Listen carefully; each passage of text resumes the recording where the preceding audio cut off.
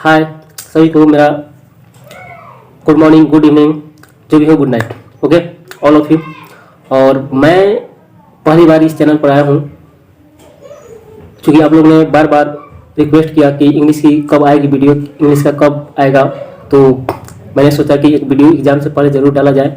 और मैं ऐसे वीडियो को डालता हूँ जो एग्जाम से बहुत ही एक्सपेक्टेड होते हैं, एग्जाम में बहुत ही उम्मीद की जाती है कि वह क्वेश्चन आप पढ़े हो या नहीं पढ़े हो अभी तक, ठीक है, जो भी घूमे हैं या कुछ भी किए हैं, मुझे उससे मायने नहीं रखता। लेकिन यह वीडियो जरूर देखने के बाद आपको अंदर से गंभीर फील होगी कि मैं भी इंग्लिश में अच्छे मार्क्स से पास हो सकता हूँ। तो चलिए बिना समय गंवाए हुए इस क्वेश्चन को देखते हैं कि मैंने पूरे बुक से मैंने क्या क्या सेट किया है जो एग्जाम के पॉइंट व्यू से बहुत ही इंपॉर्टेंट, वेरी इंपॉर्टेंट हो सकता है। तो आए, लेकिन आपसे एक रिक्वेस्ट है कि इस चैनल को शुरू करने से पहले या आगे बढ़ने से पहले आप मेरे चैनल को लाइक और सब्सक्राइब करना कभी ना भूलें। ओके, तो आते हैं फर्स्ट क्वेश्चन है। देखिए ऑब्जेक्टिव क्वेश्चन आते हैं। सेबीज हॉबी वाज, सेबी का हॉबी क्या था? सेबी का हॉबी क्या था? सेबी का हॉबी क्या था? तो देखते हैं कि उसकी यानी हॉबी का मतलब होता है शौकीन, उसका हॉबी था कलेक्टिंग गोल्ड यानी कद्दू को इकट्ठा करना। सेकंड में है Pearl S Buck visited India to, कि पर्ल एस बक विजिट करने आई थी, घूमने आई थी, इंडिया में क्या क्या देखी। इंडिया में क्या क्या देखी? तो उन्होंने देखा young intellectual and peasantry of India. उन्होंने देखा कि भारतीय, देखिए इससे प्रश्न बन सकता है कि कैसे प्रश्न बन सकते हैं कि सेबी का ऑब्जेक्टिव में से आपको 4 को ऑप्शन देखने के लिए मिलेगा, लेकिन मैंने डायरेक्ट आंसर दिया हुआ है। यहाँ पर डायरेक्ट आपको आंसर याद कर लेना है कि यह चीज होगा इससे। ओके माय डियर फ्रेंड, तो सेकंड नंबर देखते हैं कि Pearl S Buck visited India to see, कि उन्होंने क्या क्या देखा? तो यंग इंटेलेक्चुअल यानी बुद्धिजीवा युवा वर्ग देखा और किसानों को देखा देखी। थर्ड नंबर की India glory is that it remain, कि इंडिया की जो ग्लोरी है, जो महिमा है, यानी यह फर्स्ट चैप्टर है इंडियन सिविलाइजेशन एंड कल्चर, उस चैप्टर का बोल रहा है कि Indian civilization India glory is that it remains, कि भारत की महिमा जो है बचा हुआ है वह कैसी है? गतिशील है कि स्थिर है? तो हम जानते हैं कि हमारी सभ्यता बहुत ही प्राचीन है जो अभी तक स्थिर ही रहा हुआ है, स्थिर ही है। तो ये होगा इसका राइट आंसर इमूवेबल, यानी अभी भी निरंतर है, अभी भी बना हुआ है। नेक्स्ट देखते हैं, नेक्स्ट प्रश्न 2, the bank of justice for the Negro is, कि the bank sorry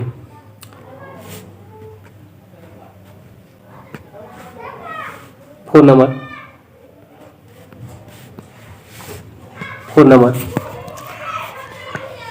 the bank of justice for the Negro is, कि यह कैसा है कि निग्रो की जो न्याय की जो बैंक है वह कैसा है? तो बैंकरप्ट है, वह बैंकरप्ट है, यानी वह उनकी जो जस्टिस मिली थी, जो सरकार ने वहाँ की उनको दिया था, आई हैव ए ड्रीम का है। यह मार्टिन लूथर किंग जूनियर द्वारा लिखा गया है, उसी चैप्टर का है कि the bank of justice for the Negro is, कि निग्रो की जो न्याय की बैंक है वह कैसा हो गया है? बैंकरप्ट हो गया, दिवालिया हो गया है, यानी वह उनको कोई न्याय नहीं मिला है, जबकि इमेंसिपेशन प्रोक्लेमेशन घोषणा कर दिया गया है। 5 नंबर देखते हैं, our forefather did not invent machinery because it, इसका राइट आंसर होगा, इसका आगे होगा it would make us slave, कि हमारे जो फोरफादर है, पूर्वज है, उन्होंने मशीन का आविष्कार नहीं किया क्योंकि वो लोग नहीं चाहते थे कि हम लोग मशीन के गुलाम बन जाएं। ओके नेक्स्ट देखते हैं 6 नंबर में, गांधी जी ऑटोबायोग्राफी नेम, कि गांधी के ऑटोबायोग्राफी का नेम क्या है? गांधी के ऑटोबायोग्राफी का नेम क्या है, यानी उनकी आत्मकथा के? तो माय एक्सपेरिमेंट विथ ट्रूथ, मैंने इसे बार बार बताया है। नेक्स्ट देखते हैं 7 नंबर में, the Gujarati equivalent for civilization, कि गुजराती में सिविलाइजेशन का मतलब क्या होता है? इक्विवेलेंट, यानी गुजराती में सिविलाइजेशन का मतलब होता है गुड कंडक्ट। गुजराती शब्दों में सिविलाइजेशन का मतलब होता है कि अच्छा व्यवहार। 8 नंबर में, the decline and fall of Roman empire written by, यह जो डिक्लाइन है एंड फॉल ऑफ रोमन है एम्पायर, यह किसके द्वारा लिखा गया है? तो एडवर्ड गिबन के द्वारा लिखा गया है।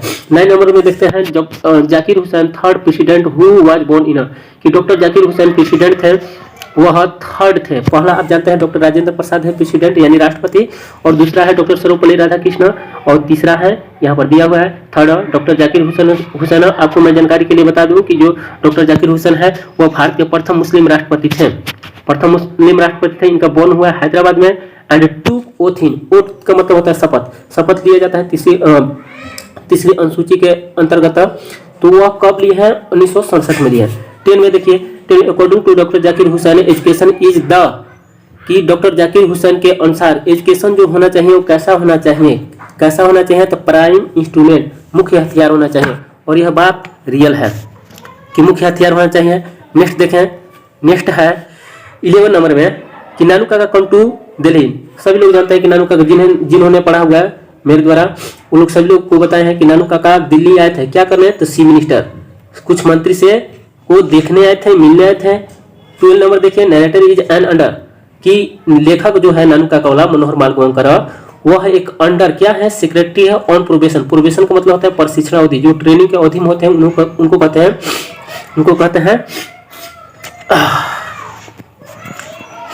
उनको बोलते हैं प्रोबेशन।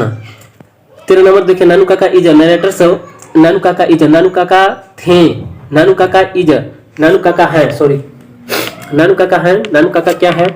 तो नानू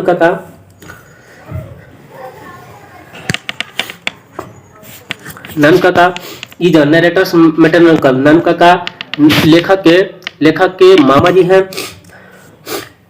12 नंबर देखिए, sorry 14 number, Martin Luther king Luther deliver speech. Martin Luther King junior जो है उन्होंने स्पीच दिया था, कहाँ दिया था? तो लिंकन मेमोरियल हॉल, कब दिए हैं? 1963 में। 15 नंबर देखिए, he fought for the Negro ancestor, कि उसने ही जो प्रयोग हुआ है वह मार्टिन लूथर के लिए हुआ है। तो उसने यानी मार्टिन लूथर किंग जूनियर ने निग्रो के विरुद्ध लड़ा था रेशियल डिस्क्रिमिनेशन। रेशियल का मतलब होता है जाति। अभी भी बहुत से समाजों में देखा जाता है जातीय भेदभाव किया जाता है, डिस्क्रिमिनेशन किया जाता है। तो वह किसके विरुद्ध लड़ रहे थे? तो रेशियल डिस्क्रिमिनेशन, क्योंकि वो लोग काले थे और उनके साथ भेदभाव किया जा रहा था, और इसलिए वह इसका विरोध कर रहे थे। और यह उन्होंने रेशियल डिस्क्रिमिनेशन का भेदभाव को मिटाया और उसके प्रति और उसके खिलाफ वह आवाज उठाया। 16 नंबर देखिए, 16 नंबर यानी 16 number, Martin Luther King Junior known as, Martin Luther King Junior को जाना जाता है कौन गांधी? तो ब्लैक गांधी, क्योंकि उन लोग निग्रो लोग काले होते हैं, और यह ब्लैक गांधी इसलिए कहा जाता है क्योंकि यह गांधी जी के जो सिद्धांत थे, जो प्रिंसिपल थे, उनके विचारों पर चलते थे। जैसे गांधी जी नॉन वायलेंस के पुजारी थे, यानी सत्य और अहिंसा के पुजारी थे, तो वो भी गांधी जी के विचारों को से बहुत ही इम्प्रेस हुए थे, बहुत ही प्रभावित हुए थे। तो इसलिए इनको, और गांधी जी के विचारों पर ही चलते थे, वो भी सत्य और अहिंसा के अनुपालन करते थे, इसलिए इन्हें ब्लैक गांधी कहा जाता है। ये नहीं कि निग्रो लोग बहुत काले होते हैं एकदम कलुआ जैसे, तो इसलिए इनको ब्लैक गांधी कहा गया। नो, ऐसा बिल्कुल नहीं कहना है। ओके, 17 नंबर, घेट्टो मीन्स, घेट्टो का मतलब क्या होता है? घेट्टो का मतलब होता है झुग्गी झोपड़ी, जो शहरों में गंदी बस्तियों में सड़कों के किनारों रहते हैं, गंदी बस्तियों में, उनको कहा जाता है। यानी सलम, सलम का मतलब होता है गंदा एरिया, गंदी बस्ती, घेट्टो का मतलब। 18 नंबर देखिए, Bertrand Russell belong to England and got Nobel prize, कि बर्ट्रैंड रसेल संबंध रखते हैं कहाँ से? बिलोंग टू यानी संबंध कहाँ रखते हैं? इंग्लैंड से। एंड गॉट नोबेल प्राइज, और नोबेल प्राइज कब पाए हैं? तो 1950 में। नेक्स्ट देखें, 19 देखिए, ही वाज ए, अब he was a Bertrand he Russell को कहा जा रहा है, बर्ट्रैंड रसेल को ही कहा जा रहा है ही वाज ए, कि वह थे एक फिलोसफर। यह ऑब्जेक्टिव पूछ लिया जाता है कि वह क्या थे? फिलोसफर यानी एक दार्शनिक थे, एंड मैथमेटिशियन, और एक गणितज्ञ थे। 20 देखिए, यूटिलाइजेशन ऑफ फायर वाज, कि आग की सदुपयोग ने क्या किया, क्या हुआ? तो माइलस्टोन इन ह्यूमन प्रोग्रेस, की आदमी के जो विकास है उसमें मील का पत्थर साबित हुआ, मील का पत्थर साबित हुआ। 21 देखिए, सीगा नोया बिलोंग टू, सीगा नोया संबंध रखते हैं कहाँ से? तो जापान से, जापान से रखते हैं। सीगा नोया आप जानते हैं द आर्टिस्ट के ऑथर है। उसके बाद देखिए 22, doctor Zakir Hussain entered the office in the spirit of, doctor Zakir Hussain प्रवेश करते हैं ऑफिस में यानी कार्यालय में अध्यात्म के साथ और प्रेयरफुल ह्यूमिलिटी, किसके साथ? कि डॉक्टर जाकिर हुसैन कार्यालय में, अध्यात्म के कार्यालय में प्रवेश करते हैं किसके साथ? प्रेयरफुल ह्यूमिलिटी यानी याचनापूर्ण विनम्रता के साथ, याचनापूर्ण विनम्रता के साथ इसके साथ करते हैं। आगे देखते हैं।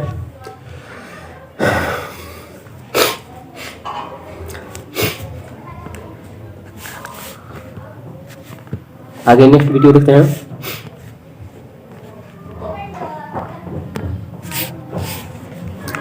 ट्वेंटी थ्री देखें। 23 में as we walk we make a pledge that we shall always march ahead is from, कह रहा है कि हम लोग एक साथ शपथ लेते हैं, हम लोग एक साथ we as we walk we make pledge, कि हम लोग एक साथ चलें और एक साथ शपथ लेते हैं। We shall always march ahead, और एक साथ आगे बढ़ेंगे, और अहेड का मतलब होता है आगे, मार्च का मतलब होता है आगे बढ़ना, ठीक ना।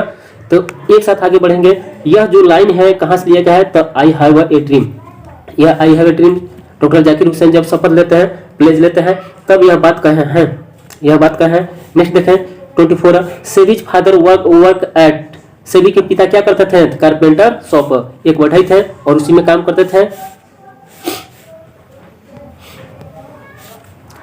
25 देखें सेबी इज नॉट इंग्रोस इन, कि सेबी अब क्या चीज में तब्दील हो गया? जब उसके पिता ने उसको कद्दू इकट्ठा करने से मना कर दिया, उसके पूरे कद्दू को हथौड़ा से मार के, कारपेंटर थे यानी बढ़ई, उसके पास औजार था हथौड़ा, उससे पूरे कद्दू को तोड़ दिया। तो वह बाद में सेबी लास्ट में क्या करने लगा है? तो पेंटिंग करने लगा है, यानी वह चित्र बनाने लगा है वो। तो यहाँ पर कहा गया कि सेबी इज नाउ इनग्रोस इन, कि सेबी अब किस चीज में तब्दील हो गया, किस चीज में? तो क्या करने लगा है? तो वह पिक्चर बनाने लगा है, यानी पिक्चर में तब्दील हो गया। इनग्रोस का मतलब होता है तब्दील, यानी कोई काम छोड़ के दूसरे काम में लीन हो जाना।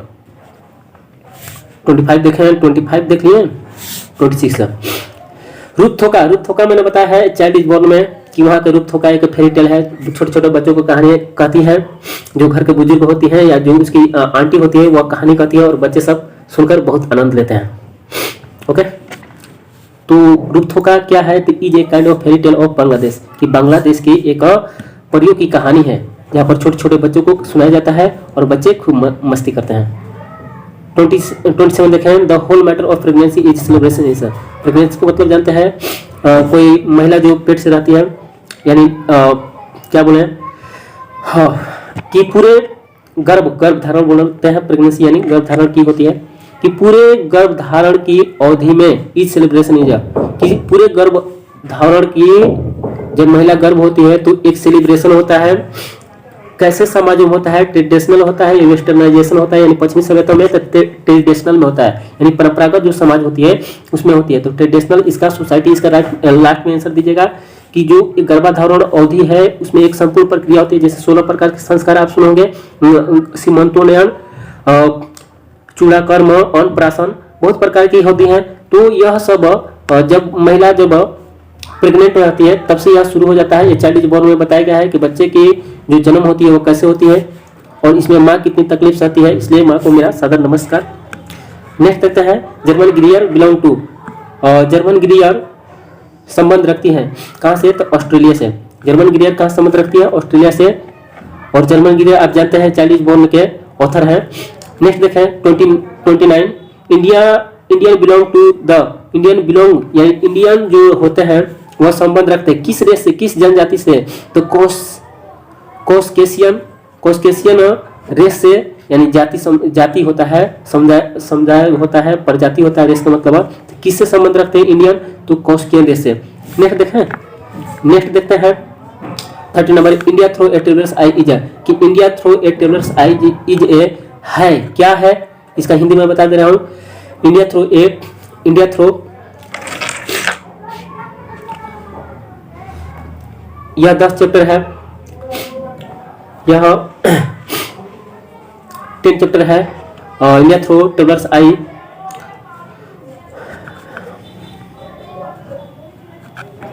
यह है एक क्या है? तो प्रोलोग, जर्नी रिकॉर्डर, यह क्या है? इसमें बताया गया है, तो यह एक यात्रा वृत्तांत है। 31 देखें, 31 देखते हैं।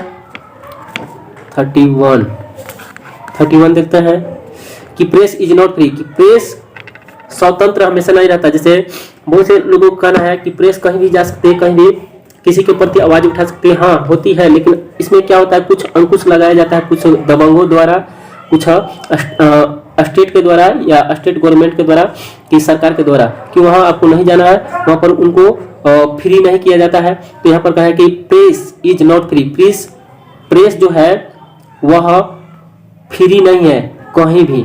इसका राइट आंसर होगा कहीं भी, यानी कहीं भी, हर जगह स्वतंत्र नहीं है, कहीं न कहीं उसको इंटरप्ट किया जाता है, इंटरफेयर किया जाता है, यानी हस्तक्षेप किया जाता है। यहाँ पर गार्बलिंग का मतलब क्या है, गार्बलिंग का देख लीजिए, a special complex of press interview. Garbling का मतलब बताया गया है कि इसका मीनिंग बताया कि गार्बलिंग का मतलब क्या होता है। जैसे आप कहते हैं, जैसे सिनोनिम आप सुने होंगे, जैसे कहते हैं अच्छा, गुड बोलते हैं, बेटर बोलते हैं, बेस्ट बोलते हैं, सब ये अच्छा की मीनिंग है। ब्यूटीफुल, हैंडसम बोलते हैं, या नाइस बोलते हैं, और भी बहुत से वर्ड होते हैं। यानी कहने का मतलब इसका मीनिंग दिया हुआ है कि गार्बलिंग का मतलब क्या है, कि is the special accomplice of a press interviewers, कि एक्कोम्प्लिस यहाँ विशेष रूप से एक्कोम्प्लिस यानी भर्ती किया जाता है इंटरव्यूअर के द्वारा। Garbling H E Bates, next question है, H E Bates belong to, H E Bates कहाँ संबंध रखते हैं, तो इंग्लैंड से। 34 देखिएगा, Benjy left school at the age of, कि बेंजी ने स्कूल को छोड़ दिया कितने की उम्र में, तो 14 की उम्र में। या 14 देता है, या इस तरह नहीं लिखता है, 14 FOURTION लिखता है, FOURTI।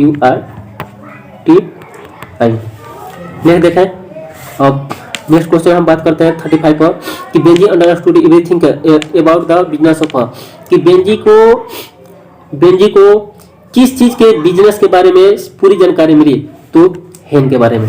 किसके बारे में, तो हेन के बारे में, मुर्गी के बारे में। आप जानते हैं कि वह मुर्गी चराने का काम करता था। 36 देखिए, 36 at the age of 21 his father handed him, कि 21 की उम्र में के बाद जब वह अपना बिजनेस कारोबार संभालने लगा, उसके पास पैसे आने लगे, तो उसके पिता ने क्या किया है कि उसको उसके पिता ने हैंडेड हिम, उसे हैंडेड का मतलब होता है, हैंडेड का मतलब थमा देना होता है, कि उसके पिता ने उसे क्या किया कि एक पासबुक खुलवा दिया। अब देखिए 37 में, कि बेंजी मैरिड टू, बेंजी किसके साथ किया, फ्लोरेंस से, बट मेड, यहाँ पर देखिए मेड लिखा हुआ है, यहाँ पर मेड का मतलब होता है नौकरानी, सर्वेंट का अपोजिट होता है मेड। सर्वेंट का मतलब नौकर, उसकी नौकरानी थी फ्लोरेंस, और बहुत ही पुअर थी, और उसी से शादी कर लिया है। But his parents did not like because she, उसके पिता उसे पसंद नहीं करते थे फ्लोरेंस के, क्यों, क्योंकि वह सी वाज अगली, अगली का मतलब होता है कुरूप, वह कुरूप थी, इसलिए उसे नहीं पसंद करते थे, और साथ में वह उसकी नौकरानी भी थी। 38 देखिए, a marriage proposal E drama one act, sorry, a marriage proposal क्या है, ए मैरिज प्रपोजल जो है वह क्या है, तो ए मैरिज प्रपोजल ये ड्रामा है, वन एक्ट प्ले, एक नाटक है, रिटेन बाई एंटन चिको, एंटन द्वारा लिखा गया है। बिलोंग टू, बिलोंग यह कहाँ संबंध रखता है, तो रसिया की कहानी है, ठीक, रसिया की कहानी है। 39 देखिए, लोमोस डॉग, लोमो के यहाँ से अक्सर क्वेश्चन पूछे जाते हैं इस चैप्टर से, ए मैरिज प्रपोजल से, जो एंटन चिको द्वारा लिखा गया है। यहाँ लोमो डॉग का क्या नाम है, गेस, यह नाम रखिएगा याद, यह नाम याद रखना है। नतालिया डॉग क्या नाम था, लिप था। 40 नंबर देखिए, the condition of the Negro was, condition कैसी थी नेग्रो की, द अपीलिंग, दर्दनाक थी, दर्दनाक दुखद थी, इनकी जो स्थिति थी बहुत ही दुखद थी।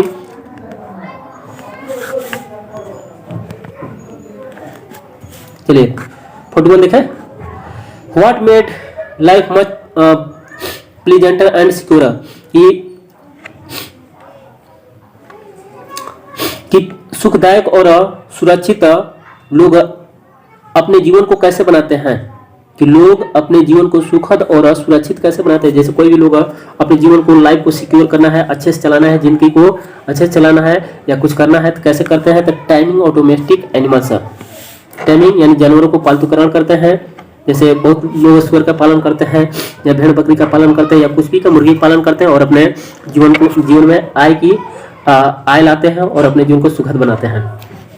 ओके, नेक्स्ट देखा, नन काका हैड ब्राउट है, नन काका ने क्या लाया था, उसकी माँ के लिए ला रहा था जी, एक बिल्ली जो स्टेशन में ही उसको छोड़ दिया, एक मारवाड़ी महिला में जाकर लड़ गया था और उसे मारवाड़ी महिला खेद रही थी, यानी उसे भगा रही थी, लेकिन उसी वक्त वह बिल्ली स्टेशन से भाग गई। देखें 43 देखें 43 Martin Luther King Junior understand that him to negroes have come out of the greater, कि मार्टिन लूथर किंग जूनियर ने समझा कि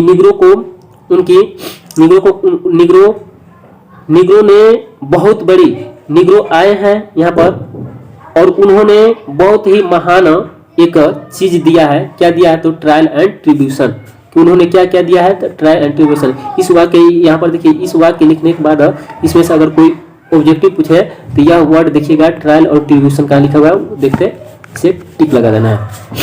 44 देखिएगा, इन्फेंट का मतलब होता है शिशु, and mother mortality is greater इन, कि जो इन्फेंट है, जो शिशु है, और माताएं होती हैं, मोर्टेलिटी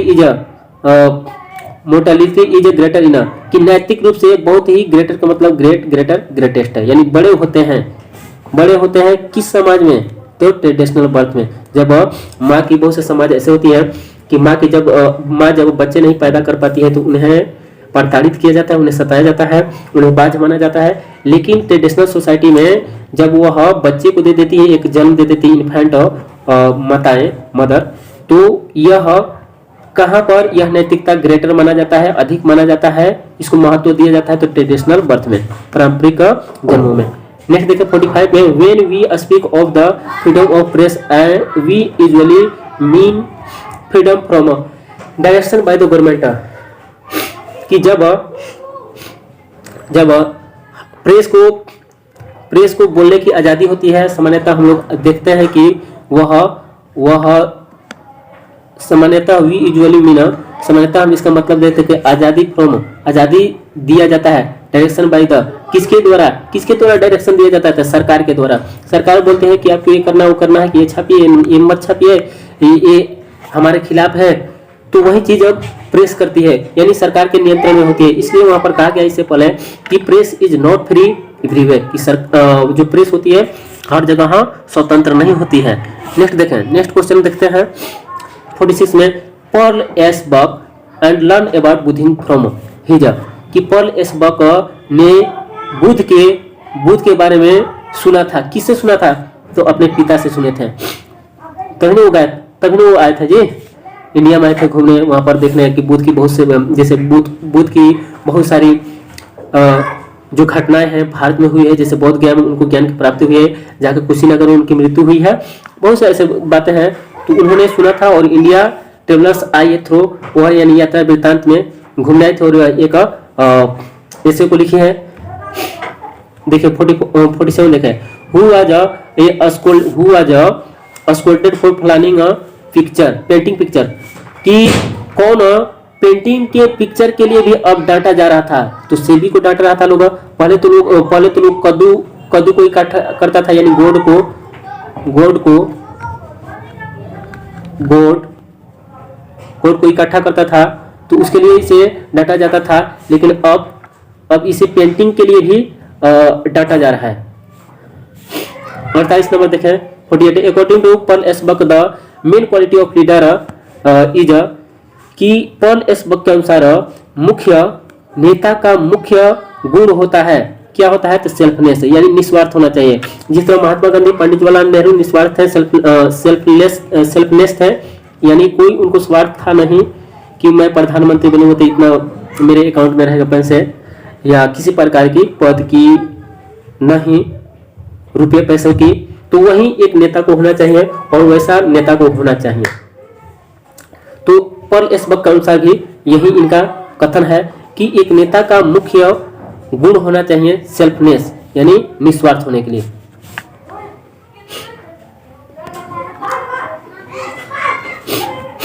में देखिए जॉनसन क्या था? तो एक पुअर फार्मर, यानी एक गरीब किसान था। जॉनसन द अर्थ का है।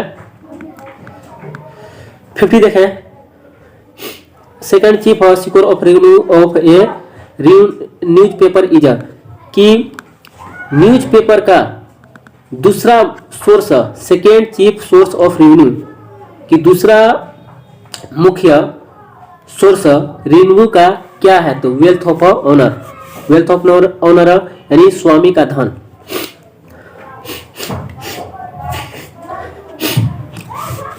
देखें 51 में, इंडियंस आर बाय नेचर, कि इंडियन जो भारतीय है वह प्रकृति से है। प्रकृति से कैसे होते हैं? तो रिलीजियस होते हैं, बहुत ही धार्मिक होते हैं, बहुत ही धर्म को मानने वाले होते हैं। यहाँ पर देखिएगा बहुत प्रकार के धर्म हैं, हिंदू मुस्लिम सिख ईसाई सब है, भाई भाई सब है ना जी।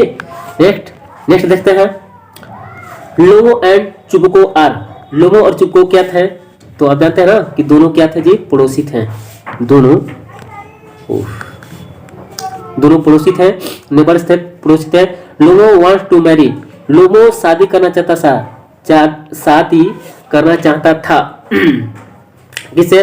तो नतालिया से, क्योंकि उसे वह प्रेम करता था और उसी की उम्मीद में वह 35 वर्ष यानी उसके ओल्ड एज ज्यादा हो गया था, फिर भी वह शादी नहीं किया था और वह शादी का प्रस्ताव लेकर नतालिया से आया है। लास्ट में उसके हाथ में थमा दिया गया। इस प्रकार की कहानियां हैं, आपको मैंने बताया है। चलिए यहाँ पर बहुत ही जानदार और शानदार क्वेश्चन के साथ देखते हैं। H E. Bates work for some time as, H E. Bates ने काम किया कुछ समय, किस रूप में? टाइम एज, कुछ समय, फॉर सम टाइम एज, कि कुछ समयों में, कुछ समय किसके रूप में काम किए? तो एक जर्नलिस्ट है, एक पत्रकारिता के रूप में काम किया, एक पत्रकारिता के रूप में काम किया है। 55 देखा है कि Martin Luther King Junior want to which state of see a develop state, कि मार्टिन लूथर किंग जूनियर किसे देखना चाहते थे एक विकसित राज्य के रूप में? तो अल्बामा को देखना चाहते थे। अब इसके बाद आते हैं ऑब्जेक्टिव, ये तो आपका प्रोज का था। अब आते हैं पोएट्री का। पोएट्री में देखते हैं, पोएट्री में ही देखिए फर्स्ट ही क्वेश्चन बहुत ही है, पहला चैप्टर है ट्रू लवर्स, कि सच्चे जो प्रेमी होते हैं क्या होते हैं? सच्चे जो प्रेमी होते हैं वह क्या होते हैं? ट्रू लवर्स, सच्चे प्रेमी नेवर पार्टेड अवे, कि कभी नहीं जुदा होते हैं, कभी नहीं दूर जाते एक दूसरे से। दो देखिए, द प्राम्स आर रोलिंग ऑन, यह वाक्य लिखा हुआ रहता है, यह सेंटेंस उसके बाद भरने के लिए आता है कि रोलिंग ऑन, ठीक ना, कि जो आदमखोर है वह क्या हो रहे? रोलिंग ऑन, कि वह लुढ़क रहे हैं, वह जा रहे हैं। द रेडनेस ऑफ घाट एफिरिंग, कि घाट के आग की ललिमा जो है, आग की ललिमा वह कैसी है? तो क्रूअल है, क्रूअल, निर्दयी है,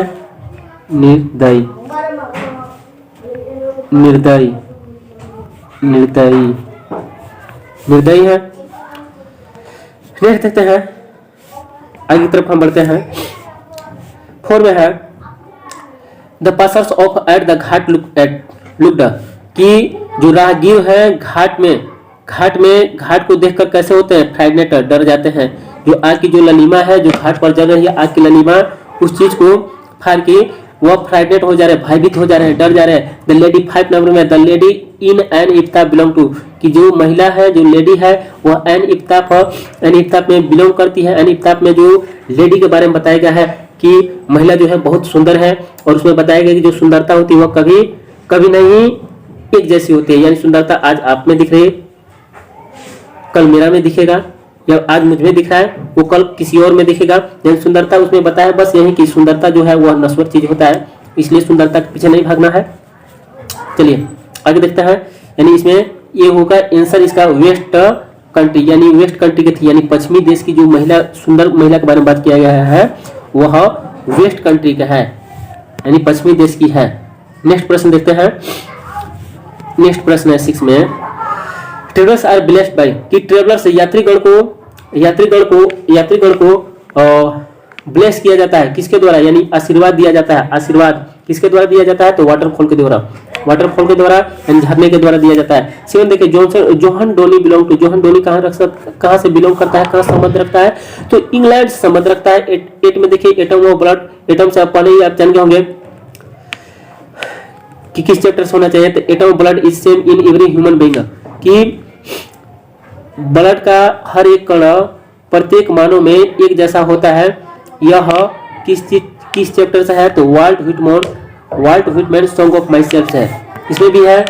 और अगर डस्ट की मैं बात करूं, डस्ट DUST, डस्ट की मैं बात करूं कि जो डस्ट यानी मेरा देश का हर एक कण जो होता है, इसका मतलब द सोल्जर में बात किया गया है।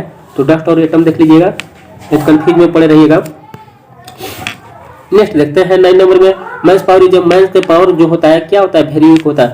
Oh how man is feeble, oh how man is feeble, यह किस में बताया गया है, तो sweetest love I do not go में बताया गया है। अब देखें 10 नंबर देखते हैं, the sun does not have, कि सूर्य के पास क्या नहीं है जी, पहला चैप्टर में बताया गया सेंस एंड डिजायर, कि न ही सूर्य के पास कोई इच्छा होती है, न ही कोई उसे बुद्धि होती है। यह फर्स्ट चैप्टर में जॉन डोनी अपने प्रेमिका को समझाते हुए कहे हैं, उनकी जो प्रेमिका है, जो लवर है, उनको समझाते हुए कहते हैं कि न ही उसे कोई डिजायर है, न ही सेंस है उसे, न ही उसे कोई डिजायर है, फिर भी वह अगले दिन पुनः अपने समय पर उग आता है। तो इन्होंने बताया उसमें कि अगर सूर्य के पास न ही कोई सेंस होता है, न ही कोई इच्छा होती है, न ही कोई कामना होती है, फिर भी आता है, तो मैं क्यों नहीं आऊंगा जबकि तुम मेरे लिए हो। चलिए देखते हैं आगे 11 number, John Donne is called, John Donne को कहा जाता है pioneer of metaphysical poetry, metaphysical poet, कि जॉन डोनी को सैद्धांतिक कवियों का अग्रदूत माना जाता है, मेटाफिजिकल पोएट, और उन्हें मेटाफिजिकल सैद्धांतिक कवि कहा जाता है। 12 नंबर देखिए, पीपल्स पोएट और फादर अमेरिकन पोएट्री, कि अमेरिकी कवियों का पितामह लोगों द्वारा किसे कहा जाता है, लोगों द्वारा किसे कहा जाता है, तो वाल्ट व्हिटमैन को कहा जाता है। 13 में देखिए हिज इंपोर्टेंट वर्क, यानी वाल्ट व्हिटमैन के जो इंपोर्टेंट वर्क्स हैं, जो महान कृतियां हैं, महत्वपूर्ण कृतियां, वो ड्रम टाइप है और एंड लिव्स ऑफ ग्रास है, लिव्स ऑफ ग्रास है। 14 में देखिए इन the poem song of myself is the poet, song of my self कवि में कितनी, ठीक ना, कितनी इन द पोएम, इस कविता में song of myself is poet is, कि song of myself is poet is, कि यह कितने उम्र का है कि यह सॉन्ग ऑफ माई सेल्फ को गा रहे हैं, तो 37 ईयर ओल्डर, यानी 37 की उम्र में यह जो सॉन्ग ऑफ माई सेल्फ है यह गा रहे हैं और इसमें अपने यश गान कर रहे हैं। देखिए 15 नंबर में देखिए कि W.H. Auden on Pulitzer prize, कि W.H. Auden वह पुलित्जर पुरस्कार को उन्होंने कब जीता है और किसके लिए जीता है, फॉर किसके लिए जीता है, तो यहाँ पर है द एज ऑफ एनेक्सिटी इन 1948 में उन्होंने पुलित्जर पुरस्कार जीता है द एज ऑफ एनेक्सिटी के लिए। नेक्स्ट देखते हैं whispering neighbour means, whispering neighbours मतलब क्या है, इसका मतलब क्या होता है, the angel of death. 20 number देखिए nurse flower will not last is from, यह जो पंक्ति है कहाँ से लिया गया है, तो आप now the lips are falling fast का जब पोएम पढ़िएगा तो पहले में ही है कि nurses flower will not last is from, will not last from, यह वहां से लिया गया है now the lips are falling fast से। अब 18 नंबर देखिए arcs race simply to reprove, यह जो है पंक्ति कहाँ से लिया गया है, तो now the lips are falling fast से ही लिया गया है। 90 देखिए जोहन किट्स कैसे है, तो एक रोमांटिक पोएट है, बिलोंग टू इंग्लैंड, एक रोमांटिक है, बिल्कुल आपके जैसे एक रोमांटिक कवि है और इंग्लैंड से संबंध रखते हैं, नेक्स्ट देखते हैं 20 नंबर में है आपका ऑटोमन इज, कि ऑटोमन है, ऑटोमन क्या है, तो सीजन ऑफ मिलो फ्रूटफुलनेस, कि ऑटोमन जो हमारे यहाँ देखिए जो पतझड़ होता है यहाँ पर पत्ते गिर जाते हैं, लेकिन यहाँ विदेश की कहानियां है, वहां पर क्या होती है कि ऑटोमन के समय जो सीजन होता है वो फल पकने का समय है, जबकि हमारे यहाँ बसंत के समय होता है, लेकिन वहां पर ऑटोमन के समय होता है। नेक्स्ट देखिए यहाँ पर सन इज कंस्पायरिंग विद, कंस्पायरिंग का मतलब होता है साजिश करना, कि सूर्य साजिश करता है किसके साथ, तो ऑटोमन के साथ है, यह ऑटोमन चैप्टर में बताया गया है। और टू ऑटोमन में बताया गया है कि यह सूर्य जो होता है वह सूर्य ऑटोमन के साथ साजिश करता है, यानी इस ऋतु में वह सूर्य साजिश करता है और फलों को अच्छी तरह पकाता है, जिसमें रस भर जाते हैं और मधुमक्खियां वहां पर बहुत ही तादाद मात्रा में लार्ज अमाउंट में आती हैं, फूलों से रस चूसती है और खुश रहती हैं, और वो हमेशा चाहती है कि ऐसा मौसम हमेशा साल भर रहे। 22 में देखिए वाल्टर डेलामेयर रिसीव्ड, वाल्टर डेलामेयर रिसीव किए, प्राप्त किए, क्या प्राप्त किए हैं? यहाँ पर देखिए लिखा है order of merit award in, order of award merit किया है कब? 1953 में पाया है। अब देखिए 23 इफ्ताफ मीन्स, इफ्ताफ का मतलब क्या होता है? इफ्ताफ का मतलब हम पता है कि कब्र होता है, जैसे हमारे यहाँ फ्यूनरल होता है, जैसे दाह संस्कार जहाँ पर करते हैं उसको फ्यूनरल बोला जाता है, लेकिन कुछ धर्मों में, कुछ रिलीजन में एन इफ्ताफ यानी यहाँ पर जो कब्र है। तो इफ्ताफ मीन सिंपल समझिए कि इफ्ताफ का मतलब क्या होता है? तो inscription on term in memory of dead, कि वैसे जगह जहां पर मरे हुए बॉडी को रखा जाता है, मर जाने के बाद बॉडी को एक ताबूत में दफना दिया जाता है, उसी को इफ्ताफ कहते हैं, जहां पर डेड बॉडी को ड्राउन किया जाता है, धसाया जाता है, दबाया जाता है। 24 देखें कि Rupert Brooke is a war poet belong to, कि रूपर्ट ब्रूक एक वार पोएट है, एक वार पोएट है, वह बिलोंग टू कहाँ संबंध रखता है? तो इंग्लैंड, डाइड ड्यू टू सेप्टिमिया, कहता है कि इंग्लैंड से संबंध रखते हैं, और कहाँ, और उन्होंने क्या से मरे हैं? तो वो मरे हैं ना, वो मर गए हैं सेप्टिसिमिया से। सेप्टिसिमिया को मैंने बताया है कि सेप्टिसिमिया का मतलब बताया है कि शरीर में जहर फैल जाना, उनके शरीर में जहर फैल गया था और मर गए। अब देखिए 25 में देखिए कि ही फाउट डाइड इन द, कि उन्होंने लड़ा फर्स्ट वर्ल्ड वार लड़े थे, वह फर्स्ट वर्ल्ड वार लड़े थे। फर्स्ट वर्ल्ड वार मैंने बताया कि 1914 से 1918 के बीच हुआ है। दो वर्ल्ड वार हुए हैं, एक 1939 से 1945 तक का, यह चीज बताया गया है। तो फर्स्ट वर्ल्ड वार लड़े हैं। देखिए 26 the soldier is, the soldier जो है यह क्या है? तो एक सोनेट है। यह प्रश्न बहुत ही पूछता है कि सोनेट, अब यहाँ पर कोष्ट में लिखा है 14 लाइन पोएम्स, जो 14 लाइन की पंक्ति होती है उसे सोनेट कहा जाता है, जो 8 लाइन की होती है उसे ऑक्टेट बोला जाता है। अब 27 देखिए टी.एस. इलियट, यहाँ पर देखिएगा टी.एस. इलियट होना चाहिए, लेकिन फर्स्ट लिखा गया, उसके लिए खेद है, आप समझ लेना है। T S. Eliot is a poet and a dramatic, T S. Eliot है क्या है? तो एक कवि है और एक ड्रामेटिस्ट है, एक नाटककार है, ड्रामेटिस्ट है। अब 28 देखिए T S. Eliot famous for verse drama is, कि टी.एस. इलियट अब फेमस हुए हैं वर्स अपने ड्रामा के लिए। कब हुए हैं जी? तो 20वीं सेंचुरी यानी 20वीं सदी के कवि में हुए हैं। 20वीं सदी के जो कवि थे, महान कवि हुए, उनमें सबसे ज्यादा ड्रामा के लिए, ड्रामा कविता के लिए, वर्स मतलब कविता, उसके लिए सबसे ज्यादा फेमस हुए टी.एस. इलियट।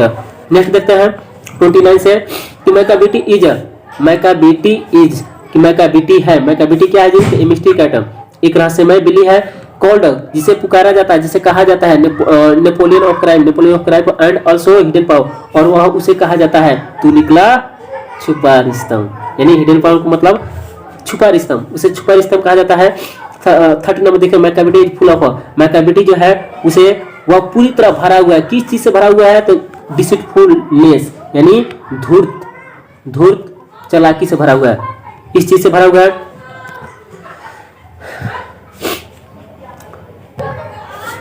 नेक्स्ट देता है केकियन दारूवाला वाज ए, केकियन दारूवाला क्या था? तो आप जानते हैं जोरोस्ट्रियन था, पारसी थे। 32 देखिए ही रिसीव, उन्होंने क्या पाया? यानी केकियन दारूवाला क्या पाया है? तो साहित्य अकादमी अवार्ड 1984 में।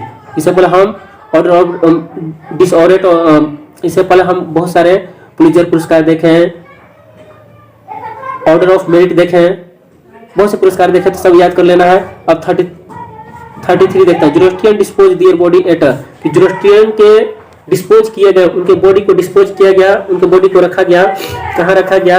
तो tower of silence, tower of silence में दफन किया गया। टावर ऑफ साइलेंस का मतलब होता है कब्रिस्तान।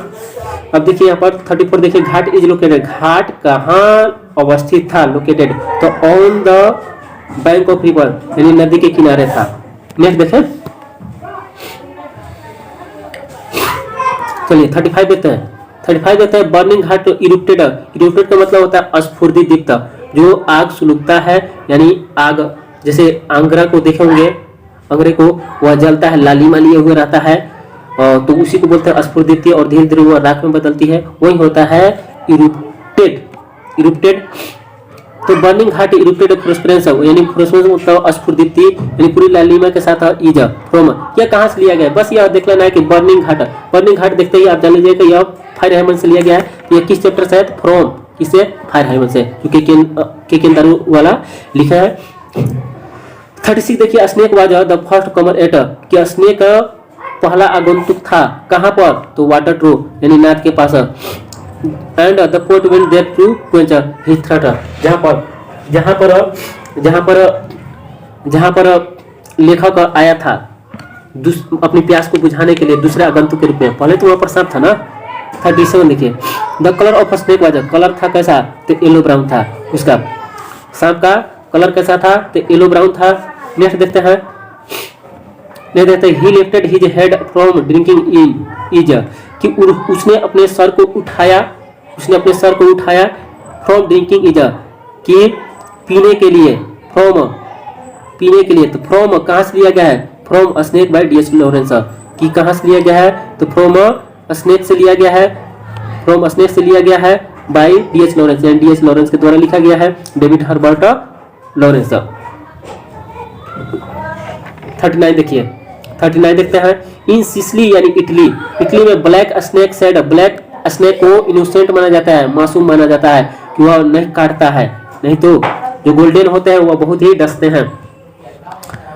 एंड गोल्ड टू बी, और जो सुनहरे रंग के होते हैं वह क्या होते हैं? पॉइजनस होते हैं, जहरीले होते हैं, जहरीले होते हैं। नेक्स्ट देखते हैं, 40 नंबर देखते हैं, कि the poet compare snake to, कि पोएट कंपेयर करते हैं किसे? सांप को? तो अल्बाट्रोस से। अल्बाट्रोस के बारे में मैंने बताया है कि प्राइमरी जो बोर्डिंग स्कूल होते हैं यानी सीबीएसई होते हैं, उसमें अल्बाट्रोस की एक कहानी होती है, जिसमें क्या किया जाता है, समुद्री पक्षी होता है अल्बाट्रोस, उसको मारने के बाद पश्चात करने के लिए उसके कंकाल को माला बनाकर अपने गर्दन में पहनते हैं। यही बताया मैंने। अब नेक्स्ट देखते हैं कि there is a house far away where once I receive love is from, कि यह जो चैप्टर है, यह जो लाइन है, यह कहाँ से लिया गया है? कि वह दूर चली गई है, वह अब प्रेम पाना चाहती है अपने जो ग्रैंड मदर के द्वारा जो पाई थी, अपने ग्रैंड मदर के द्वारा वह पाई थी। यह जो लाइन है कहाँ से लिया गया है? तो माई ग्रैंड मदर्स हाउस, कमला दास द्वारा जो लिखा गया है, यस लिया गया है ना। नेक्स्ट देखें, 42 कमला दास रोट इन, नहीं यहाँ पर रोट होना चाहिए, WROTE, कि कमला दास रोट इन बोथ, कि कमला दास ने लिखी, क्या लिखी जी? तो दोनों साहित्य आप जानते हैं कि वह मलयालम भी थी और इंग्लिश के साहित्यकार के अच्छे जानकार थे। यहाँ पर रोट होना चाहिए कि कमला दास दोनों में लिखती थी, क्या? तो लिटरेचर, इंग्लिश एंड मलयालम जो केरल की भाषा है। अब देखिए यहाँ पर शॉर्ट लिस्टेड फॉर, ये शॉर्ट लिस्टेड हुए थे, किसके लिए जी? तो नोबेल प्राइज के लिए, जो बहुत ही कम लोगों को छांट के लोग लाया था लोग, तो उसमें भी इनका नाम था, यानी बहुत ही अच्छे काम किए होंगे। इनको मिला है कब? तो 1984 में। अब देखिए यहाँ पर 43 देखिए, कि the voice of education told the poet to, कि द वॉइस ऑफ एजुकेशन, यह स्नेक वाला से है, इसमें कहा रहा है कि कवि को कहा जा रहा है कि उसकी शिक्षा क्या कहती है? कि सांप को मार दो। उसके अंदर से एक आवाज आती है कि लोग कहते हैं कि सांप को मार देना चाहिए, नहीं काट लेगा। तो यहाँ पर होगा the voice of education told the poet kill the snake, यानी सांप को मार दो। यहाँ पर आंसर होगा यह 44 देखें, द पोएट्री टू ऑर्डन वाजा, कि कवि जो है, कवि ऑर्डन वाजा, कविता, पोएट्री मतलब कविता, कविता जो ऑर्डन है वाज क्या है? तो ए सीरियस गेम है। कैसा है? तो ए सीरियस गेम। इसका राइट आंसर 45 देखें, who was the light of step and heart, कि कौन light of step of heart थी? तो ए द ब्यूटीफुल लेडी, इसका राइट आंसर होगा। 46 देखिए, English and England has been used, कि इंग्लिश और इंग्लैंड को प्रयोग किया जाता था कहाँ? तो 6 टाइम, कितने बार? In the poem the soldier. जो इंग्लिश यानी यह Rupert Brooke the soldier poet है जो लिखा गया है, उसमें पूछ रहा है कि इंग्लिश और इंग्लैंड की जिक्र कितने बार प्रयोग किया गया है कविता में? तो 6 टाइम बार इंग्लिश है ना, इन the poem soldier. English and England को दोनों को साथ में 6 बार किया गया। आपको विश्वास नहीं है तो आप गिन सकते हैं।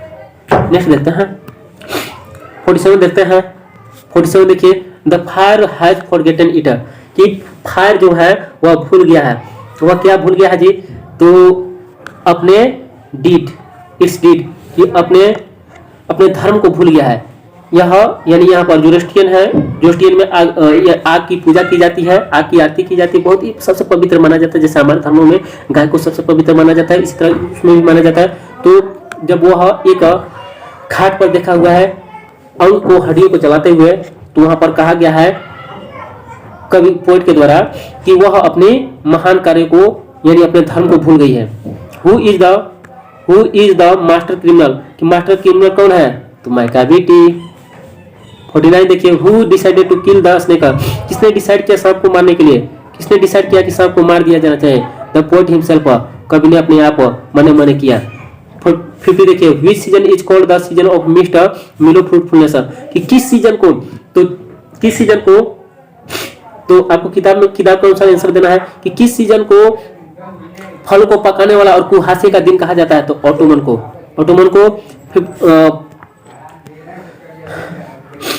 51 देखते हैं कि 51 the nearest tower of silence was, the nearest tower of silence यानी जो सबसे नजदीकी का टावर ऑफ साइलेंस था, कब्रिस्तान था, कितना था? 1000 मीटर, हजारों मील था। बताइए, नजदीकी वाला। इसलिए ना अपने बच्चे को आग में ही जला दिया और बोला कि मैं दोबारा शपथ लेता हूँ, मैं यह काम दोबारा नहीं करूंगा, कोशिश करूंगा कि अगर मैं मर जाऊं या किसी प्रकार की बॉडी को ले जाना होगा तो मैं वहां पर टावर ऑफ साइलेंस में ही ले जाऊंगा। 52 देखें, 52 सबसे last, the poet bags for, कि कभी भीख मांगती है, क्या, किसके लिए? तो लव के लिए, लव के लिए मांगती है। From everybody in my grandmother's house, my grandmother's house में बताया गया है कि जो कवि वह प्रेम की भूखी हुई है। प्रेम की भूखी कहने का मतलब है वह प्रेम पाने के लिए जिस तरह ग्रैंड मदर से प्रेम पाई थी, वह उसी तरह पाने के लिए वह एक घर से दूसरे घर अजनबियों के दरबार को ठकठकाती है, खटखटाती है। अब देख रहे हैं, नेक्स्ट देखते हैं। देखिए यहाँ पर ऑब्जेक्टिव है, ऑब्जेक्टिव स्टोरी ऑफ इंग्लिश से है। स्टोरी ऑफ इंग्लिश देखिए, स्टोरी ऑफ इंग्लिश मैंने नहीं पढ़ा है, फिर मैं ऑब्जेक्टिव दे रहा हूँ। मैं इसमें ऐसे एक्सपेक्टेड क्वेश्चन है जो एकदम आ सकते हैं अगर इसे आना हो तो, क्योंकि इसे 7 नंबर 6 नंबर का पूछ लिया जाता क्वेश्चन। चलिए देखते बिना समय गवाए हुए। फर्स्ट नंबर रहता है ओल्ड पीरियड, यानी इंग्लिश को देखिए, इंग्लिश को 3 पार्ट में बांटा गया है, एक ओल्ड, दूसरा मिडिल और तीसरा मॉडर्न, जो मॉडर्न हम पढ़ते हैं। तो ओल्ड में जैसे आपके बुक में लिखा हुआ है the student love I do not go, वह ओल्ड का ही है। अब देखिए यहाँ पर हम एज जानते हैं इसके बारे में, तो ओल्ड इंग्लिश का पीरियड कितना है, अवधि कितना है? तो 449 से 1066। अब मिडिल का कितना है? तो 1150 से 1500, ठीक ना, इतना है इसका पीरियड, यह है। और मॉडर्न का सिंस 15 टिल नाउ, यानी 1500 से अभी तक का जो हम पढ़ रहे हैं, 1500 से उसके बाद जितने भी इंग्लिश है वह मॉडर्न है। मॉडर्न है। तुम देखिए golden period of English literature, इसका गोल्डन पीरियड इंग्लिश लिटरेचर का किसके समय था? King Alfred period. Norman conquest, conquest का मतलब होता है नॉर्मन कॉन्क्वेस्ट, कॉन्क्वेस्ट का मतलब है विजय पाना, विजय पाया है नॉर्मन ने। नॉर्मन देखिए यहाँ पर, जैसे इस चैप्टर में आप नहीं सुने होंगे लेकिन मैं आपको जानकारी के लिए बता रहा हूँ कि नॉर्मन जो है या फ्रेंच है, जैसे जैसे जो लोग आए, अगर कहा जाए, अगर आप अभी तक जानते होंगे कि इंग्लिश जो उत्पत्ति हुई है ब्रिटेन में है, अगर रियलिटी कहा जाए तो वह वहाँ के नहीं है, वह ग्रीक का है, इंग्लिश का है। ग्रीक ने सबसे पहले इंग्लैंड में है और वहाँ पर वो लोग शासन कर रहे थे, वहाँ के लोगों पर शासन कर रहे थे। जैसे पहले आप जानते हैं कि लोगों एक दूसरे राज्य को जीता जाता था, या दूसरे रेशियल के द्वारा, दूसरे जनजातियों के द्वारा एक दूसरे जनजाति पर आक्रमण करके विजय प्राप्त किया जाता था। तो इस तरह से भाषा का भी जैसे जैसे आए लोग, जैसे अंग्रेज के आने से इंडिया में हम लोग इंग्लिश की प्रचार प्रसार होने लगा और लोग इंग्लिश लगे सीखने, क्योंकि हमारा वो लोग इंडिया को उपनिवेश बनाए थे। तो उसी तरह वहां पर भी हुआ। अब देखिए यहाँ पर नॉर्मन कॉन्क्वेस्ट है, यानी नॉर्मन ने विजय पाया, पा लिया। कब पाया? तो 1066 में। यह क्वेश्चन बार बार पूछता है, इसे ध्यान दीजिएगा। नॉर्मन बिलोंग्स टू, नॉर्मन कहाँ से संबंध रखते हैं? यह नॉर्मन जो है यह कहाँ के थे? यानी फ्रांस के थे। अब देखिए 5 number old English and middle English में ये क्या है? जो ओल्ड इंग्लिश है एंड मिडिल इंग्लिश है, क्या थे? डायलेक्टिकल, डायलेक्ट्रिकल का मतलब होता है द्वंद्वात्मक,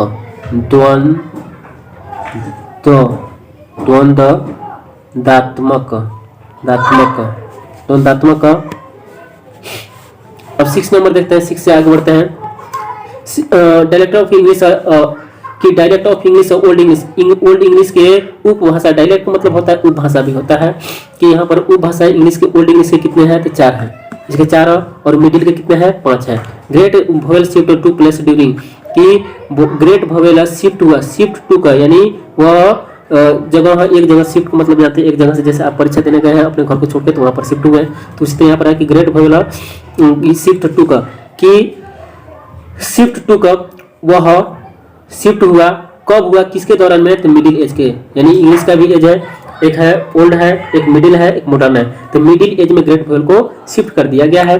टू इरा, इरा का मतलब होता है काल, युग, काल या युग, युग, अब समझे। तो the err is human to forgive divine, divine मतलब स्वर्ग सा, कि the err to err is human, कि आदमी के जो युग है काल है, फॉरगिव डिवाइन, किसके समय डिवाइन हुआ, किसके समय यह स्वर्ग जैसा था, डिवाइन था, तो अलेक्जेंडर पोप के समय यह डिवाइन था। तो अब देखिए 9th में, a thing of beauty is a joy for river, इसका आंसर होगा कि ए ब्यूटी फॉर रिवर, कि a thing of beauty is a joy for John Keats. 10 में देखिए प्रिंटिंग टेक्नोलॉजी डेवलप, प्रिंटिंग जो टेक्नोलॉजी है यह विकास किया कब किया, तो 1476 बाय विलियम कैक्सटन के द्वारा।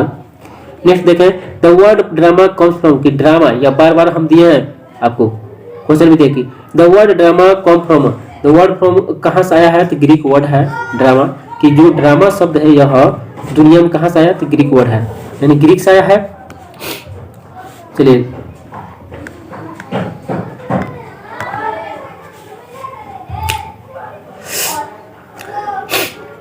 The word, O sorry 12 number, Shakespeare belong to, Shakespeare belong करते हैं, संबंध रखते हैं, बिलोंग टू प्रीपोजिशन टू लगा हुआ, कहाँ संबंध रखते हैं, तो एलिजाबेथियन एज, कि एलिजाबेथियन युग से वह संबंध रखते हैं। 13 नंबर देखिए, the plot, character, dialogue, music and gesture are, ये क्या है, तो ड्रामेटिक एलिमेंट है। ड्रामा में इतने चीज देखने के लिए मिलते हैं, प्लॉट देखते हैं, कैरेक्टर देखते हैं, डायलॉग देखने के लिए मिलता है, खामोश, ये सब देखने के लिए मिलते हैं, म्यूजिक गाना मिलते हैं, एंड गेस्चर, और गेस्चर मिलते हैं देखने के लिए, ये सारे तत्व हैं ड्रामा के।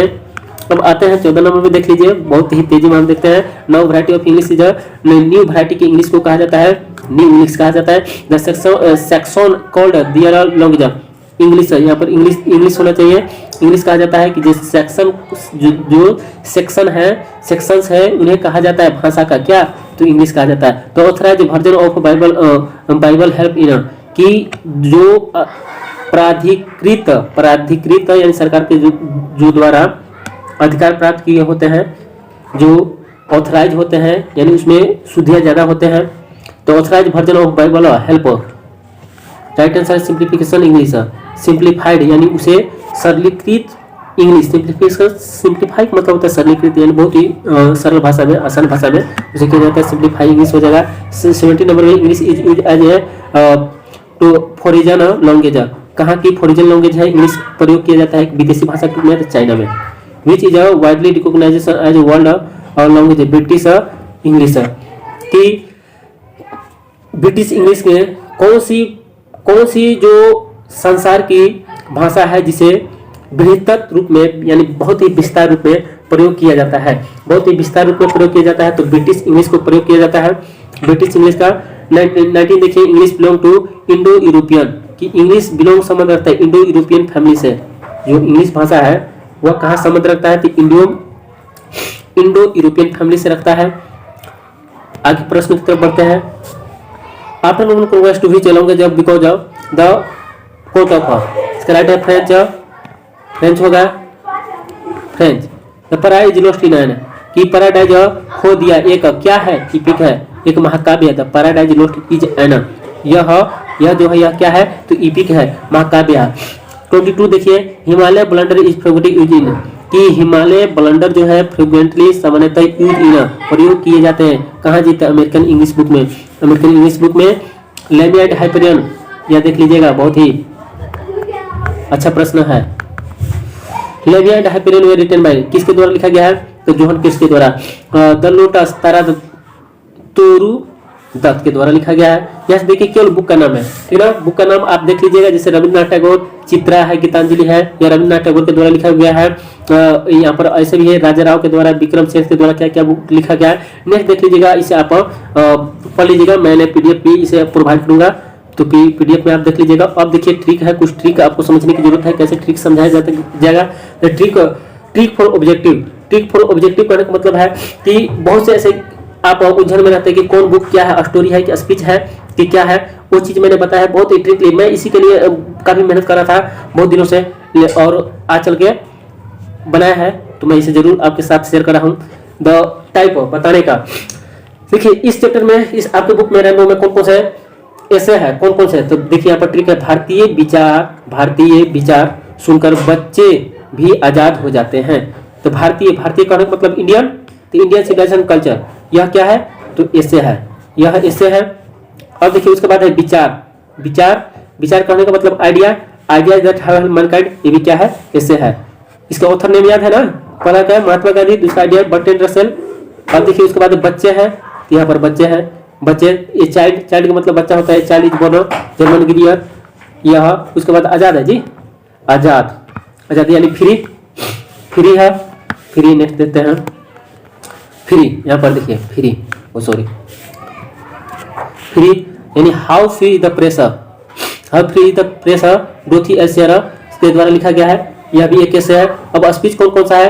तो आपके सामने दिख रहा है, सिर्फ दो भारत और उसका सपना। सिर्फ भारत और उसका सपना, भारत का मतलब भारत यहाँ पर देखिए, Bharat is my home,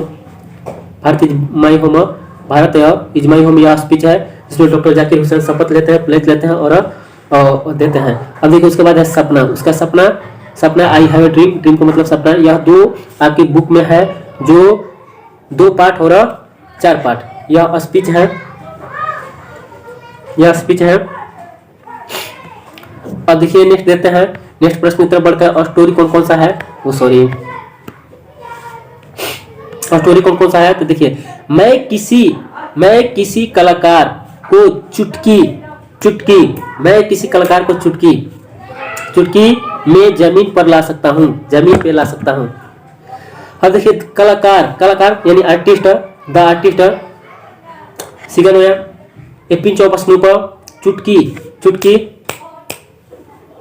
A pinch of snoop, ये है जमीन, द अर्थ। यह जो है, यह चैप्टर है जो स्टोरी है। कौन स्टोरी है? इसे आप ट्रिक से याद कर सकते हैं।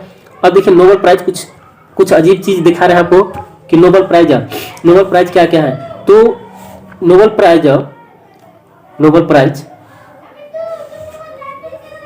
प्राइज देखें कि 38 साल में मोती ने 48 साल के लिए एलियट से पूछा कि 50 नंबर की जर्सी वाला रसल भी एक 64 राजा है क्या? यह चीज देखने के लिए। अब देखिए यहाँ पर है 38 साल, 38 जितना भी लिखा हुआ है संख्या में वो समझिए कि उतना ईस्वी है उसके लिए। मोती पर्ल का मतलब होता है मोती, तो पर्ल एसबक जो है, पर्ल एसबक को कब मिला है? तो पर्ल एसबक को 1938 में एलियट देखिए 48 है और एलियट है, यानी टीएस एलियट का मतलब 1948 में मिला है। उसके बाद से पूछा कि 50 नंबर की जर्सी वाला, 50 नंबर यानी 1950 की जर्सी वाला रसल, तो बर्ट्रैंड रसल है, आंद्रे रसेल नहीं है, बर्ट्रैंड रसल 1950 में मिला है। अब कह रहा है कि भी एक राजा है क्या? तो राजा यानी किंग, मार्टिन लूथर किंग राजा है क्या? 1964 नंबर का 64 राजा है क्या? 64। यह हुआ आपका नोबेल प्राइज पाने वाला है। अब एक जगह से बहुत से ऐसे ऑथर हैं जो एक जगह से दूसरी जगह शिफ्ट किए हुए हैं। अब देखिए यहाँ पर हम शिफ्ट करा रहे हैं, कह रहा है कि एक जगह से दूसरी जगह शिफ्ट करने वाला कि ट्रिक है कि अमेरिका के मोती ने अमेरिका के ही एलियट को इंग्लैंड के ऑडियंस से बहुत पिटवाया। तो मोती, पर्ल का मतलब मोती, मोती कहाँ से, पर्ल एस बक है फ्रॉम अमेरिका से चाइना, अमेरिका से चाइना गई है। एलियट, टीएस एलियट कहाँ गया, तो फ्रॉम टीएस एलियट, यानी from America to England, America से इंग्लैंड। अब उसके बाद है ऑर्डन से बहुत पिटवाया, ऑर्डन का मतलब है WH ऑर्डन, यह इंग्लैंड से अमेरिका गया है। अब आते हैं हम दूसरे की तरफ। अब देखिए यहाँ पर आता है आपका बुक्स एंड राइटर, शेक्सपियर। सबसे ज्यादा बुक से अगर किसी भी पूछे स्टोरी ऑफ इंग्लिश से, तो सबसे ज्यादा पूछता है आपका शेक्सपियर से पूछता है। तो शेक्सपियर की जितनी भी बुकें हैं आपको बेहतरीन बुकें हैं। और इंग्लिश साहित्य, अगर इंग्लिश का पोएट कहा जाए तो सबसे फेमस पोएट शेक्सपियर ही है। यह ड्रामा के लिए बहुत प्रकार के ड्रामा या नाटक या प्ले जो होता है और स्टोरी होती है छोटी छोटी, उसके लिए बहुत ही फेमस है। अब देखिए ट्रिक, ओथेलो ने मैकबेथ से कहा कि अगर मैं तुमको पसंद नहीं करता हूँ तो रात को वेनिस के राजा के पास जाकर सीजर और हैमलेट से पूछवा लो। देखिए बहुत अच्छा ट्रिक है कि ओथेलो का मतलब है ओथेलो का मतलब है बुक, मैकबेथ का मतलब है इसका बुक का नाम है। कि ओथेलो ने मैकबेथ से कहा कि अगर मैं तुमको पसंद नहीं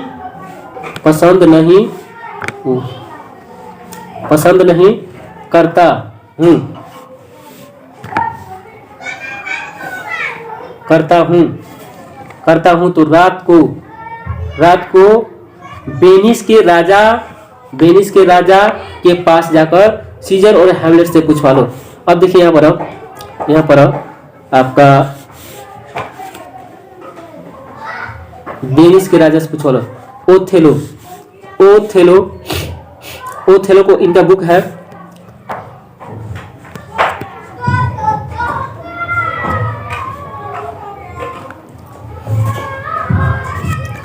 ओथेलो को मतलब इनका बुक है मैकबेथ है। सब बुक का नाम लिखा हुआ है, पसंद एज यू लाइक से पसंद, रात को नाइट्स का मतलब रात होता है। A midsummer, night dream, Venice, merchant of Venice, राजा यानी King Lear, Caesar, Julius Caesar, Hamlet. चलिए इसमें से जितने भी नाम दिए हैं इसमें से कौन अभी इंपॉर्टेंट है, कौन वाला है आपको बिल्कुल याद रखना है। देखिए हम बता दे रहे हैं, Othello, Macbeth, as you like it और सीजर, यहाँ पर हैमलेट। 5 बुकें हैं इनकी, ऐसे तो बहुत सारी बुकें हैं, तो 5 बुकें विशेष रूप से देखना है। नेक्स्ट देखते हैं हम मनोहर मालगोंकर की किताब है। इसके लिए भी मैंने ट्रिक दिया है। मनोहर मालगोंकर की किताब है कि ट्रिक, बॉम्बे के राजकुमार गंगा में ढोल बजा रहे हैं। बॉम्बे के राजा तो बॉम्बे बिवेयर, इनका एक किताब है। द प्रिंस राजकुमार as a bend in Ganga, ढोल, डिस्टेंट ड्रम का मतलब ढोल होता है। तो इससे मैंने ट्रिक बनाया, तो ये इनकी किताब है। अब टीएस एलियट की देखते हैं। टीएस एलियट की ऐसे आप देख सकते हैं ना, तो मैं इसे केवल बढ़ाते हुए जा रहा हूँ, केवल पढ़ते हुए आप देख लीजिएगा। इसे बढ़िया से बुधवार के दिन हमने रेगिस्तान में पार्टी की और 4 क्वार्टर, उसके बाद क्या लिखा हुआ है, 4 क्वार्टर पिया। अब देखें 4 क्वार्टर पिया। अब यहाँ से बुधवार से है तो वेडनेसडे का मतलब एश वेडनेसडे का मतलब बुधवार है। रेगिस्तान का मतलब है द वेस्टलैंड, 4 क्वार्टर। उसके बाद पार्टी है तो द कॉकटेल पार्टी, 4 क्वार्टर। यह टीएस एलियट की बुक है। विक्रम सेठ के देखिए, विक्रम सेठ से भी बहुत किताब पूछता है। विक्रम सेठ के ट्रिक है, सेठ जी लड़के और लड़की हमेशा गेट ही पर खड़े रहते हैं। तब देखिए लड़के या suitable boy, suitable girl, gate the golden gate, यह इनकी है। अब देखिए यहाँ पर मेन कैरेक्टर्स लिखा हुआ है। मेन कैरेक्टर यानी जितने भी आपके बुक में है उनकी मेन कैरेक्टर क्या क्या है। अब लिखते हैं ए पिंच ऑफ स्नूप में नानू काका का मेन कैरेक्टर है। नानू काका के बारे में कहानी है। द आर्टिस्ट सेडी के बारे में है, एक लड़के के बारे में। द अर्थ है बेंजी के बारे में है। इसमें मेन जो कैरेक्टर कौन कौन है, कौन सा चैप्टर का। ऑटोबायोग्राफी की मैं बात करूँ, आत्मकथा के बारे में। ऑटोबायोग्राफी का मतलब होता है आत्मकथा। तो महात्मा गांधी का ऑटोबायोग्राफी का नाम है माय स्प्रेंट विथ ट्रूथ, सत्य के साथ मेरा प्रयोग। कमला दास के माई स्टोरी है। और उसके बाद है प्रोज से पूछे जाने वाला लाइन है जितने भी आप देख लीजिएगा। केवल आपको पढ़ लेना है कि मैं इसका हिंदी ज्यादा नहीं बता रहा हूँ, वीडियो बहुत लंबा हो जाएगा। चलिए इसमें मैंने बता दिया है कि बस आपको देख लेना है कि यह चीज है। कौन चैप्टर से लिया गया है। तो सरसरी नजर पर देखते हैं, we notice that mind is rested but the more it's get and more it's want, यानी आदमी का जो दिमाग होता है वह चंचल होता है, जितना अधिक पाता है उतना ही अधिक चाहता है। यह इंडियन सिविलाइजेशन कल्चर से लिया गया है। अब देखिए, the past is not dead and static dynamic, जो अतीत होता है न ही स्थिर है, स्थिर न ही वह कभी मरता है, न ही स्थिर है। It is alive and dynamic, वह क्या होता है कि जीवित है, वह हमेशा निरंतर गतिशील रहता है। यह कहाँ से लिया गया? तो भारतीय जमाई होम से, भारतीय जमाई होम से लिया गया है, भारतीय जमाई होम से लिया गया है। यह जो है भारतीय जमाई होम से लिया गया है, भारतीय जमाई होम से। अब देखते हैं, many third advice with many remains study, कि यह जो जितने भी वाक्य हैं यह किस किस से लिया गया है, आप इसे देख लीजिएगा। मैं दिखा दे रहा हूँ एक बार आपको, लास्ट तक इंड तक फिर से देखिए। यहाँ से एज सुन, यहाँ से जितने भी स्टार दिए हुए हैं, स्टार वाला से शुरू हुआ है, किस चैप्टर का आपको देख लेना है। चलिए इतना ही तक लास्ट है, तो आप इसे जरूर देखें। और अगली वीडियो के लिए मतलब ये सेक्शन बी के लिए आपको जरूर वीडियो एक और प्रोवाइड की जाएगी। तो thank you so very much.